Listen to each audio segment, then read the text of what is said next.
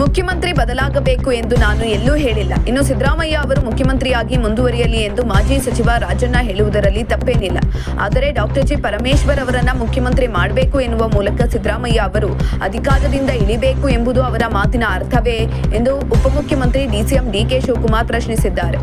ಕುಮಾರ ಪಾರ್ಕ್ನ ಸರ್ಕಾರಿ ನಿವಾಸದಲ್ಲಿ ಬುಧವಾರ ಸುದ್ದಿಗಾರರೊಂದಿಗೆ ಮಾತನಾಡಿದ ಡಿಕೆ ಶಿವಕುಮಾರ್, ರಾಜಣ್ಣ ಅವರು ಮುಖ್ಯಮಂತ್ರಿ ಅವರನ್ನ ಬದಲಾವಣೆ ಮಾಡಲು ಏತಕ್ಕೆ ಮುಂದಾಗಿದ್ದಾರೆ?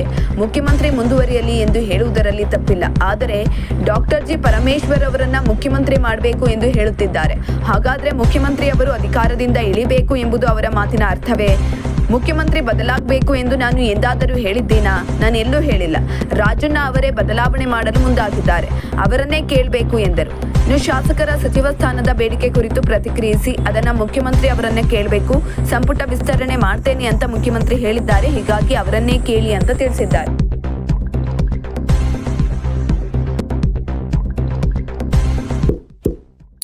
ಇಂತಹ ಇನ್ನಷ್ಟು ವಿಡಿಯೋಗಳಿಗಾಗಿ ಲೈಕ್ ಮಾಡಿ, ಫಾಲೋ ಮಾಡಿ, ಶೇರ್ ಮಾಡಿ.